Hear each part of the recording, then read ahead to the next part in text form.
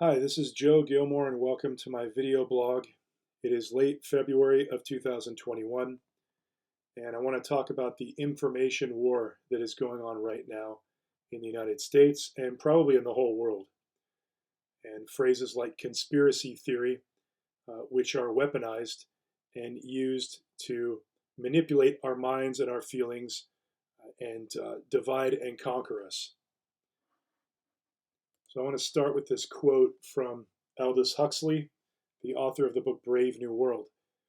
And in 1931, he said the perfect dictatorship would have the appearance of a democracy, but would basically be a prison without walls, in which the prisoners would not even dream of escaping. It would essentially be a system of slavery, where, through consumption and entertainment, the slaves would love their servitudes. So the way this is accomplished is through deception. And in order to deceive people to this degree, you need to own the media and control the messages that are going out into people's eyes and ears, and to gradually and methodically mold them into the mental state and basically get inside their heads and just control them completely is ultimately what these psychotic, quote unquote, elitist individuals at the top of this pyramid at the hierarchical structure of society. This is what they want. They want to completely dominate everyone. They want total control. And so if we imagine ourselves being one of these psychotic, power-mongering individuals, and we ask ourselves, how do we dominate everyone in the world? How is this done? How do we make everyone slaves to us? Well, if you look back to World War II, you can see that the Nazis, although they did a whole lot of damage, they ultimately lost, didn't they? That's what history tells us. So if you just take people out of their houses and throw them in concentration camps and throw them in the oven, and just wipe people out in just a raw act of brutality, that doesn't quite work. What you really need to do is you need to control people's minds, control their thinking, so you can get them to do whatever you want them to do. You get them to walk right into the gas chamber, and while they're smiling at you and going thank you, or you can make them just total slaves, or you can, whatever you want, have them walk off a cliff. So you need to get rid of the rebellion, the type of people. You need to get rid of the type of people who see your plan, who recognize the conspiracy that is at work, and you need to silence them or get rid of them. And by controlling the information that gets out there, this is done very methodically and carefully. So let me illustrate what I'm talking about by taking a closer look at this phrase that we keep seeing everywhere, conspiracy theory. If we look at these two words individually, we should find the literal meaning of the phrase by putting the two meanings together, right? But what we're going to find is that the literal meaning of this phrase doesn't necessarily match the modern usage of the phrase that's out there. And I'll show you why this is important. So the word conspiracy is an evil, unlawful, treacherous, and surreptitious plan formulated in secret by two or more persons. Plot. A combination of persons for a secret, unlawful, or evil purpose. Do you see anything about a fantasy here or a delusion? This is something real, and it's done in secret. Why is it done in secret? Well, because the people who are doing it, they know what they're doing is evil. They know what they're doing is unlawful.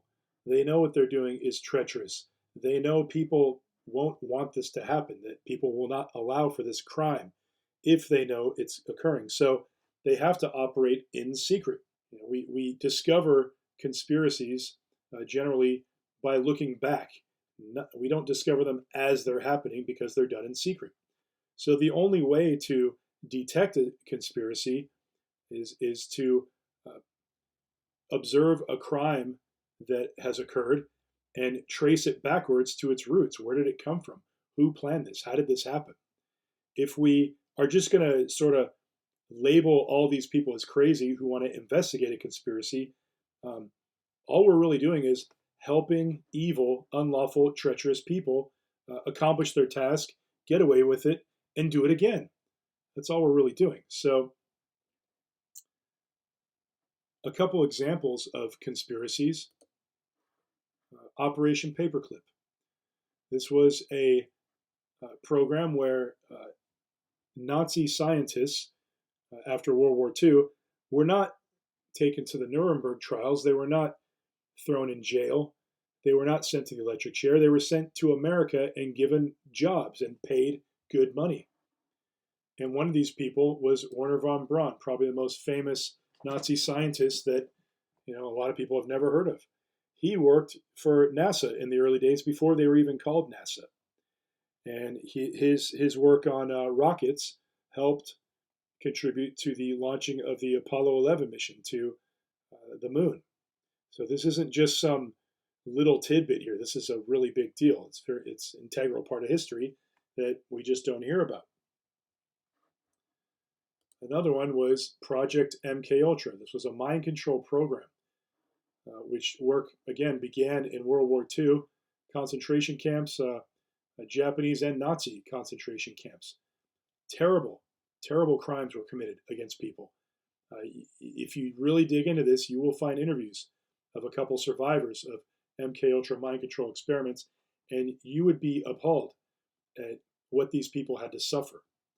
And you might imagine that the process of getting MKUltra exposed and getting it out in the open probably cost quite a few lives.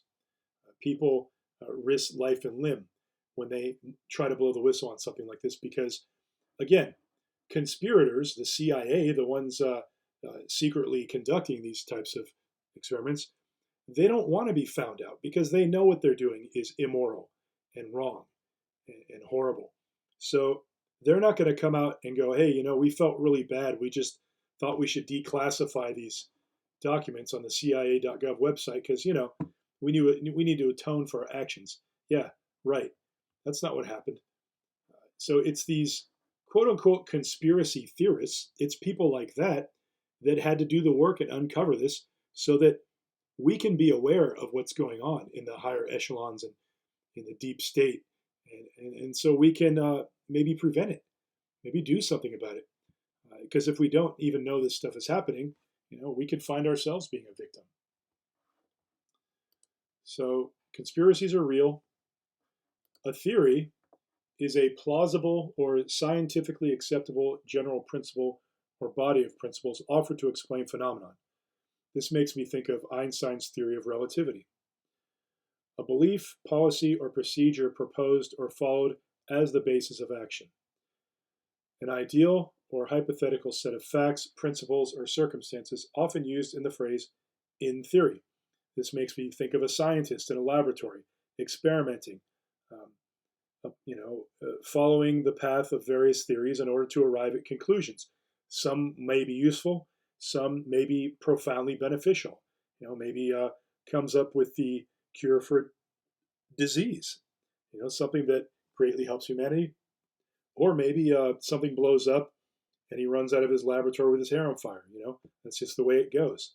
Not all theories lead to a profoundly awesome breakthrough. A hypothesis assumed for the sake of argument or investigation. This makes me think of a courtroom or perhaps an investigator on the scene of a crime trying to figure out, why this person has 10 knife wounds in his back and there's blood all over the room. Do you want to catch the murderer? Do you want to let the murderer go and have him stab a bunch more people? No, you gotta figure out, you gotta solve the crime. And the murderer isn't going to go back to the murder scene and go, hey, here's how I did it. You got to theorize, you got to gather evidence, and you got to use common sense and sometimes a little bit of conjecture. And hopefully, there's no guarantee, but hopefully you will arrive at facts and you can bring that murderer to justice and save lives so that he won't go out and do it again. And then on the far end of the spectrum, you have an unproved assumption. Okay, so I don't know, it doesn't really sound that bad, but I mean, that's a pretty far cry from a plausible or scientifically acceptable general principle. So you see there's a range of interpretation here of the word theory itself. So now that we've looked at those two definitions and we have a sense of the literal definition of this phrase by putting the two meanings together, we take a look at what Wikipedia says on this first line here. A conspiracy theory is an explanation for an event or situation that invokes a conspiracy by sinister and powerful groups, often political in motivation. So let's just stop there. It sounds fairly neutral on the surface, but the way the wording is here, an explanation for an event or situation that invokes a conspiracy. It sounds a little bit like someone's trying to push the idea that there's a conspiracy when there may not be. Like, kind of like, that person has a problem. They've got a bug. They've got a thing about conspiracies.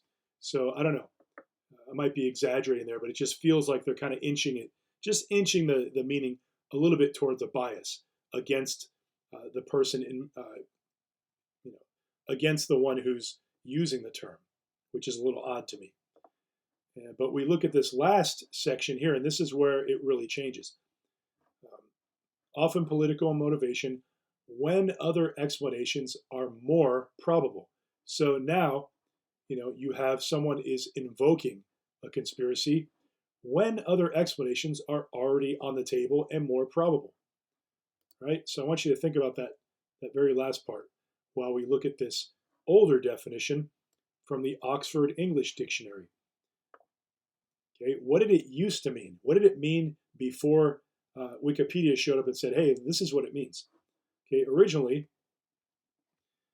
the Oxford English Dictionary defines conspiracy theory as the theory that an event or phenomenon occurs as a result of a conspiracy between interested parties, specifically a belief that some covert but influential agency, typically political in motivation and oppressive in intent, is responsible for an unexplained event.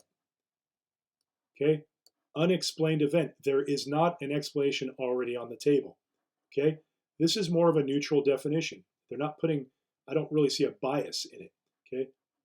Whereas up here they said, oh, you're trying to push a conspiracy when other explanations are more plausible. There's already an explanation there. So why are you ignoring that and in your crazy, in your crazy head, just obsessed with pushing this conspiracy theory? So you see how the phrase has been altered over time. This meaning down here, this cites a 1909 article. So this is very early.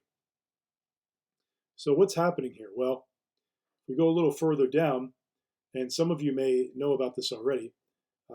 The phrase conspiracy theory is generally believed to be popularized by the Warren Commission, which was the commission put to the task of figuring out what happened in the Kennedy assassination. If we look at this section here, kind of lays it out. The term conspiracy theory is itself the subject of a conspiracy theory, which claims the term was popularized by the CIA in order to discredit conspiratorial believers, particularly critics of the Warren Commission, by making them a target of ridicule. Right? So they're revealing the reason why they altered the definition of the phrase, because they wanted to weaponize it. And they tell you right here, if we take out the very beginning part, which sort of says, get ready, we're going to tell you something that isn't true, all right? Take that part out and just read it from here. The term was popularized by the CIA in order to discredit conspiratorial believers, particularly critics of the Warren Commission, by making them a target of ridicule. That's what they're doing. That's how they've weaponized the phrase, and they're still doing it to this day. In other words, if you don't accept what the Warren Commission has to say and you're questioning it, you're basically one of these people. You're somebody who, thinks that, Martians from outer space came down and stole the election from Trump and gave it to Biden. You think that the Earth is flat. Insert your own nutty conspiracy theory there. But this is what they want to turn you into, And once they make you an object of ridicule, nothing you say matters because this very short attention span has been promoted by the media. And people want instant information. And this is the basis upon which the media operates with their propaganda. They know that most people aren't going to look into it, and you're just going to take that first visceral expression. So you put a foolish image of someone or an idea in front of people, and all the other networks repeat it. CNN, NBC, what have you, Fox even. They all repeat it, and then people take it as fact simply because it's being echoed by all these news media outlets who are all being run and owned by the psychopathic elitists up in that little triangle at the top of the hierarchical structure of society. So this is the divide and conquer strategy in play. And this goes back, to the 60s. This is something that started way back then. So if we look at this last line, they show the actual quote from the Warren Commission report, where the phrase is used. Conspiracy theories have frequently thrown suspicion on our organization. For example, by falsely alleging that Lee Harvey Oswald worked for us. Well, the shooting of a president is a very shocking thing. One would think, how does that even occur? There's Secret Service standing on roofs. There's all kinds of security measures in place. Logic tells you to at least investigate the idea that this was an inside job. Shocking as it is, falsely alleging that Lee Harvey Oswald worked for us, the body, the government, the CIA, whoever, the deep state. So they're basically telling you, hey, we didn't do it. That's if you remember that old Bugs Bunny cartoon where the cops show up and they go, "Where's Muggsy? Where's he hiding?" And then Bugs Bunny, hit him in the oven, and he stands right in front of the oven. He goes, "Oh, he's not hiding in this stove." That's kind of what they're doing here. This is not a neutral party, this Warren Commission. They're part of the government. And if you're suspecting, if the people are rightfully suspicious that the government was somehow responsible for this, that it was somehow an inside job, then to restore the faith in the government, you need a neutral outside party that doesn't have a conflict of interest to come and investigate. You don't have the people that you suspect do the investigation, and they're turning the idea that this might be true into a conspiracy theory in order to do just what they set up here, to ridicule those that would make them a target of ridicule, those that would even suggest it. If I can make a comparison, the FEMA report was the supposed to be the final word on the 9/11 attacks. What happened exactly? And there's one detail in there regarding Building 7. Now, 3 buildings came down that day, 3, but only 2 of them were actually hit by a plane. And in the FEMA report, it says that all 3 buildings were brought down by fire. Now, these are steel frame structures, steel frame buildings. And experts have noted that steel frame buildings have never been brought down by fire before that day. Yet that day, it happened to 3 different buildings, and one of them was not even hit by a plane. Now, Larry Silverstein, he owned the buildings at that time, and he is on video. I believe it was CNN, and you can find this still circulating out there if you dig for it on YouTube. He is on film, CNN, saying that we decided to pull it, referring to Building 7, meaning we decided to take it down intentionally. So he says they took it down intentionally. The FEMA report says that fire brought it down. So now you have 2 quote-unquote authoritative sources contradicting each other directly. If we go back up here and we talk about a suspicion that a conspiracy exists when other explanations are more probable, well, there are no probable explanations if the 2 main sources that you're citing contradict each other, that are considered authoritative sources. In the case of 9/11, Larry Silverstein and the FEMA report, they contradict each other. So there is no authoritative source. There is no probable explanation when there's contradictions like that. So what are you then if you suspect a conspiracy? You see, they want to remove the language. They want to remove your ability to even talk about a conspiracy, to uncover it. When you walk into a courtroom, you need to have your argument together. You need to have your words straight. You need to speak to the jury and convince them. If you remove the words, if you slap a stigma on the words that you need to use in order to explain your case, you deactivate the ability of the lawyer or whoever it is to make their case. And who does this benefit? It benefits the conspirators, the criminals, the ones who are running everything, the ones who own the media, the ones who have compromised all these politicians in the legal system. So let's take a look at the Google results you get when you look this phrase up. Conspiracy theory, a belief that some covert but influential organization is responsible for a circumstance or event. Now that part is fairly accurate, fairly neutral. Don't really get much of a slant to it there. But you read this where they put it in a sentence. They sought to account for the attacks in terms of a conspiracy theory.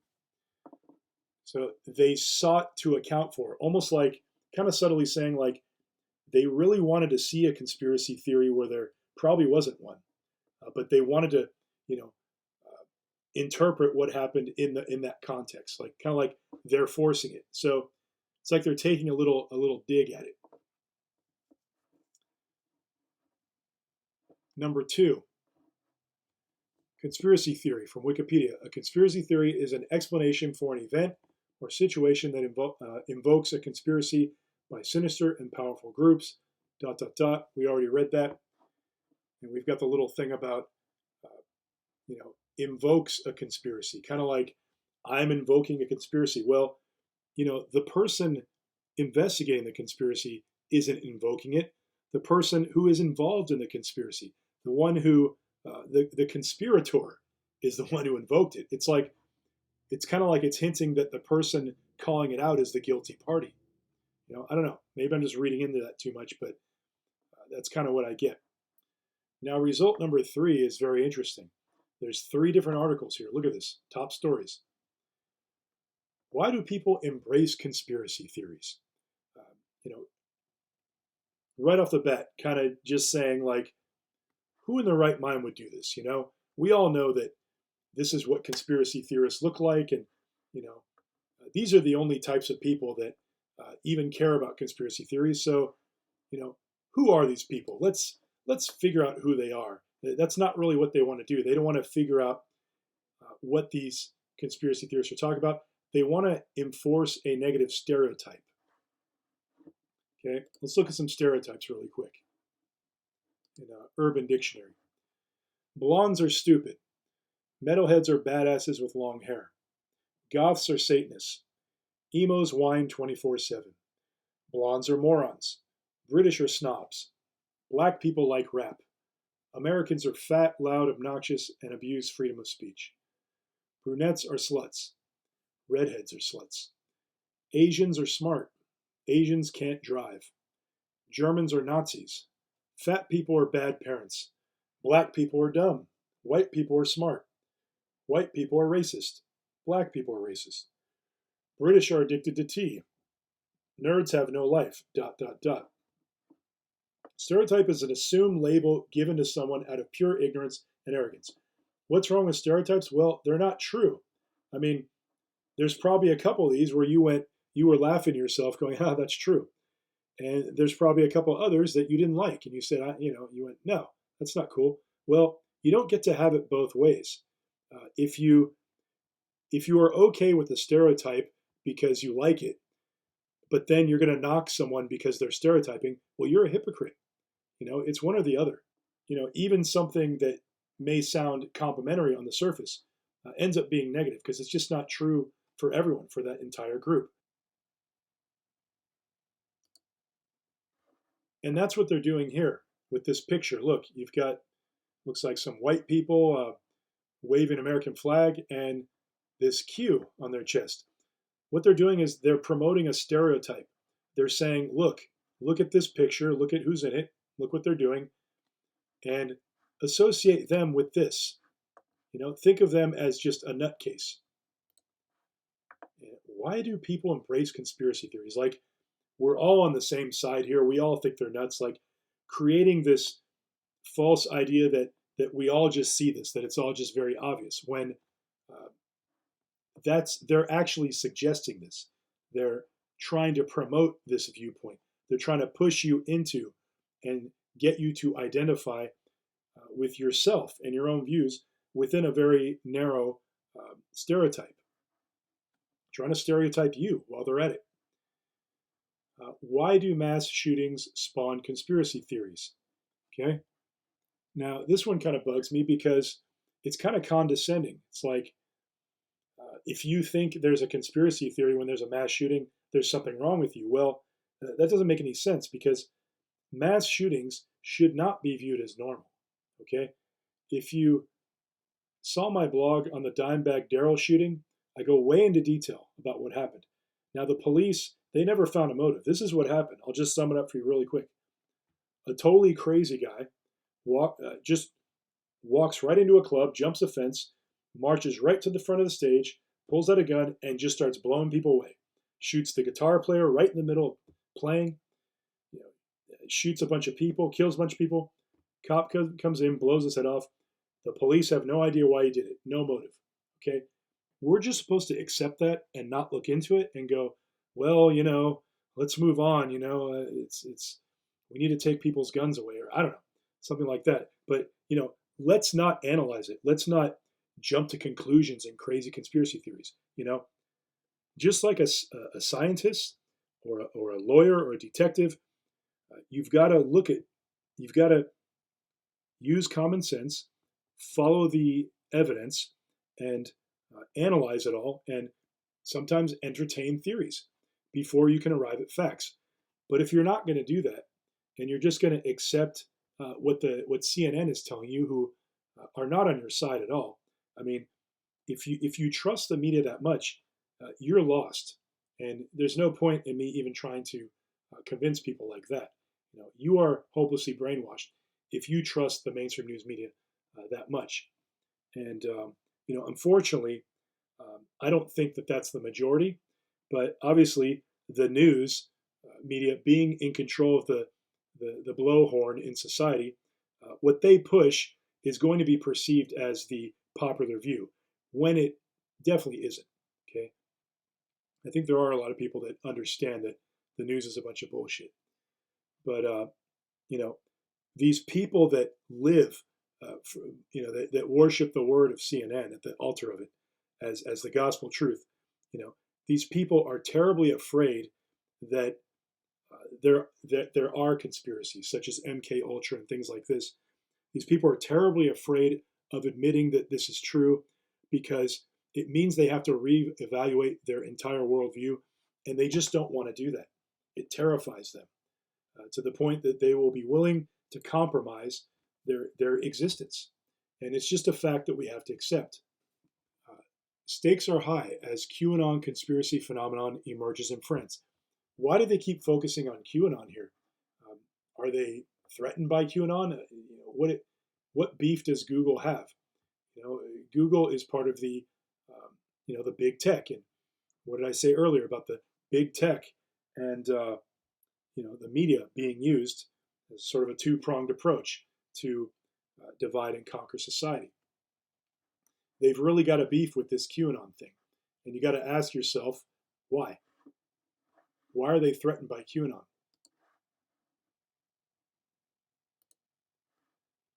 Okay, result number 4. We get the Merriam-Webster definition. A theory that explains an event or set of circumstances as the result of a secret plot by usually powerful conspirators. ... goes on. Result number 5. We get the dictionary.com definition. Conspiracy theory definition. A theory that rejects the standard explanation for an event and instead credits a covert group or organization with carrying out ... Now look at this part where it says rejects the standard explanation. Well, if we go back to the Oxford definition, remember this here? A belief that some covert but influential agency is responsible for an unexplained event. So we see this definition, again, the newer, updated definition being used in Google results. Because, Oxford is talking about an unexplained event that we're trying to understand. But Google has us rejecting the standard explanation. Now, I don't necessarily think that's a negative thing a lot of times to reject the standard definition, but they're saying that this is integral to the phrase itself. If you're a conspiracy theorist, quote unquote, you just always reject the standard explanation, even if it makes sense. You just reject it because you're a nutcase, right? You think that that the Earth is flat and that aliens from Mars stole the election. Result number 6, tracking QAnon and how Trump turned conspiracy theory ... By taking fringe ideas mainstream, the former US president taught new and dangerous lessons about manipulating social and mass media. Why do they keep talking about QAnon? Of all the things happening right now, it's interesting because the Capitol riots, the news media made such a big deal about the Capitol riots. Okay, now at least one person was killed, and that's terrible. But they had nothing to say about these violent protests happening for a good year straight that are still happening. And in fact, at the Capitol riot, this individual was arrested shortly after, John Sullivan. This is not a Trump fan, and the article talks about it. He was there. He filmed the woman who got shot. He filmed it. What was he doing there? And it has actually been revealed that he got paid. He was with someone from CNN at the riots. And here's some quotes that are on film that you can watch. We got to rip Trump out of office. Fucking pull him out of that shit. We ain't waiting until the next election. We about to go get that motherfucker. Okay? This guy was paid something like $35,000 by CNN, and I think it was NBC or ABC. Okay, this has come out. So this isn't a Trump fan. This guy hates Trump. And there's videos, if you find this article, there's videos of him with like guns and stuff, and he's talking about how to use the guns, and he's a terrorist. Why people latch onto conspiracy theories? Supporters of U.S. President Donald Trump, okay, there again, they're using this phrase, they're weaponizing this phrase to attack someone they don't like. Why do you think the media hates Trump so much? Is it because he's so bad for society? Now, I'm trying to be objective here, okay? I'm not trying to sit here and promote Trump. And if it sounds like that's what I'm doing, well, if calling it out how it is promoting Trump, then fine, I'll accept it. But it's just very obvious that big tech is very threatened by Trump. And I think it's important to ask ourselves why, once we realize that big tech and the media, they are not on our side. They're against us. And they will cater to the ignorant. They will cater to them in order to get them to help defeat their foes, the rebellion, the ones who are awake, the ones who know the plan, what's going on. But once that happens, once they destroy their foes, then all you're going to have is your Huxley world. And some of these people who are brainwashed by the media, they may be just fine in that world. They may actually love their servitude. But I don't want to live in their world. Do you? Number 8, we get the film Conspiracy Theory, the entry from Rotten Tomatoes. This is a movie with Mel Gibson.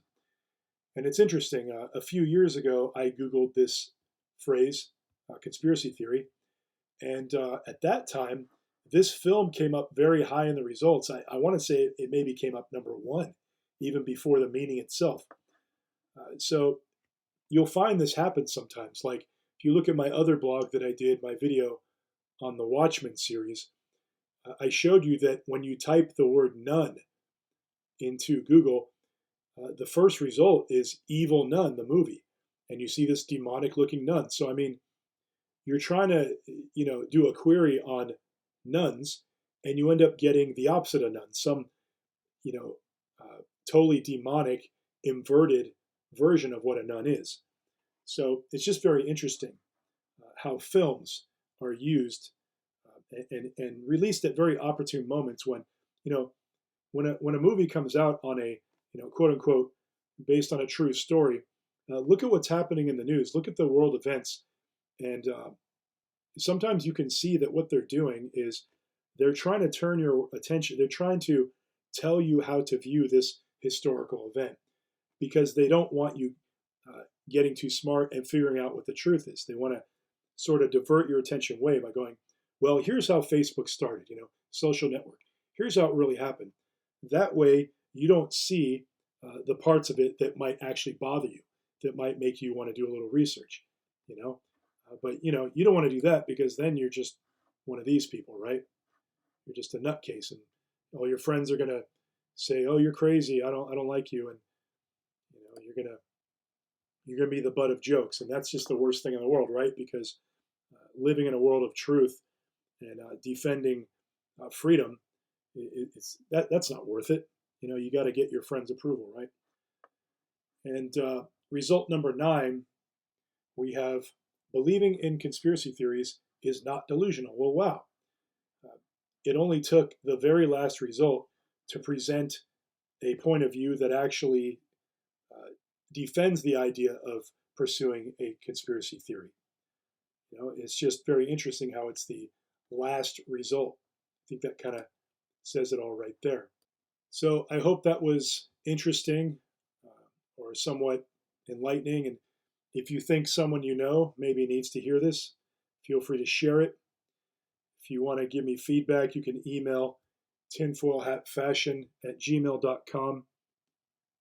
If you'd like to read my blog, you can go to batshitcave.blogspot.com.